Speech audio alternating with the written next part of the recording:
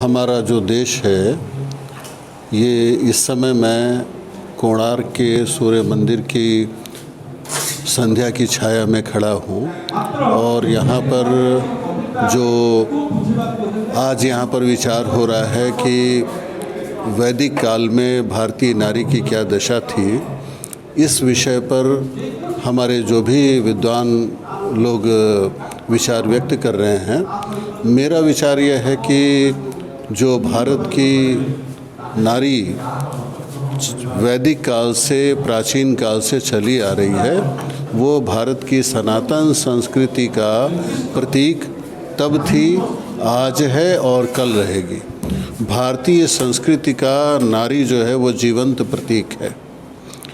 उस समय भी हमने ऐसी विदुषी नारियां दी जिन्हें उपाध्यायिनी कहते थे, ब्रह्मवादिनी कहते थे, और आज हमारी भारतीय नारी जहाज़ उड़ा रही है, भारतीय सेना में जा रही है, साहित्य के क्षेत्र में, कला के क्षेत्र में, लेखनी के क्षेत्र में, और जीवन का ऐसा कोई क्षेत्र नहीं है जिसमें पुरुष ने अपने पौरुष को स्थापित किया था, उसके कीर्तिमान को भारतीय नारी ने भंग न किया हो।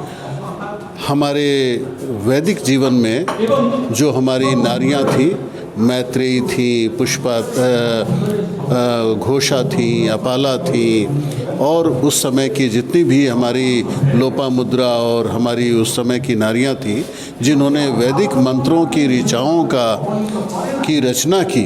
कहा जाता है कि उनके मुंह से वैदिक मंत्र निकले थे, और उस समय ये आज के लिए लोग बड़ी आसानी से कह देते हैं, लेकिन उस समय वास्तविक जीवन था कि यत्र नार्यस्तु पूज्यन्ते रमन्ते तत्र देवता। जहाँ पर नारी की सम्मान होती है, प्रतिष्ठा होता है, वहाँ पर देवता रमण करते हैं। तो आज तो केवल कहकर के लोग वो करते हैं, लेकिन प्राचीन समय में जब हमारा पूर्व वैदिक युग था, उत्तर वैदिक युग था, महाकाव्य काल था, जिस समय हमारे देश में 4 वेद, 18 पुराण, 106 उपनिषद लिखे गए, तो भारतीय नारी ऐसे बहुत सारी उदाहरण मिलती हैं। ऋषियों ने अपनी बेटी को, भास्कराचार्य ने गणित सिखाने के लिए लीलावती नाम का ग्रंथ लिखा, जो केवल अपनी बेटी को गणित पढ़ाने के लिए।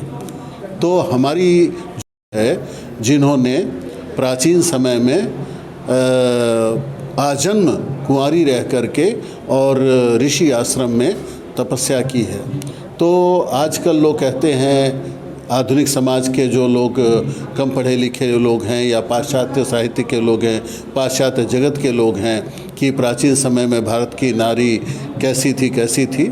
तो इसके एक नहीं 100 उदाहरण हैं। मैं अभी चूँकि इतिहास का व्यक्ति हूँ, आध्यात्म का व्यक्ति हूँ, अगर मैं नाम लेने लगूँ तो प्राचीन समय में अगर मैं शुरू करूँगा जगदम्बा सीता से लेकर के, और अगर मैं कौशल्या, कैकेयी, कुंती, द्रौपदी, शकुंतला, इनका नाम लेने लगूँ तो ये सारी अपने में विदुषी नारियाँ हैं। द्रौपदी बड़ी विदुषी थी, उसे कई शास्त्रों का ज्ञान था।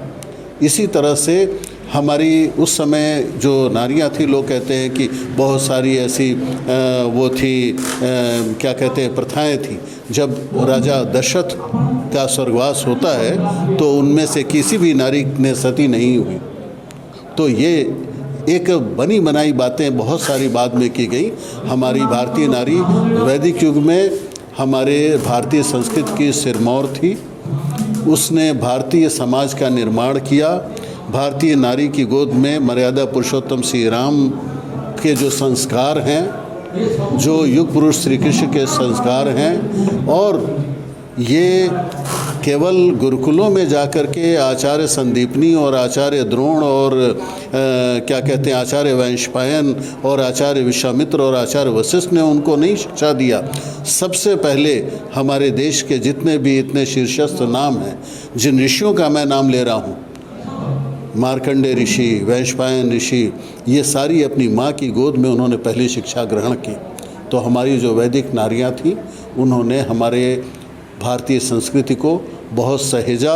वो सनातन रूप से चला आ रहा है, और हमारा धर्म है हम हर एक भारतीय का, जो भी मेरी इस आवाज़ को सुन रहा है, उसका धर्म है कि वो भारतीय नारी की प्रतिष्ठा करे और हमारे समाज में नारी को जो मातृ रूप में उसका सम्मान था, हम लोग राखी बंधवा करके अपना इतिश्री मान लेते हैं, नहीं, हमारे मन और मस्तिष्क में भारतीय नारी की प्रतिष्ठा स्थापित होनी चाहिए और यही हमारा असली सनातन धर्म होगा, यही हमारा असली वैदिक धर्म होगा।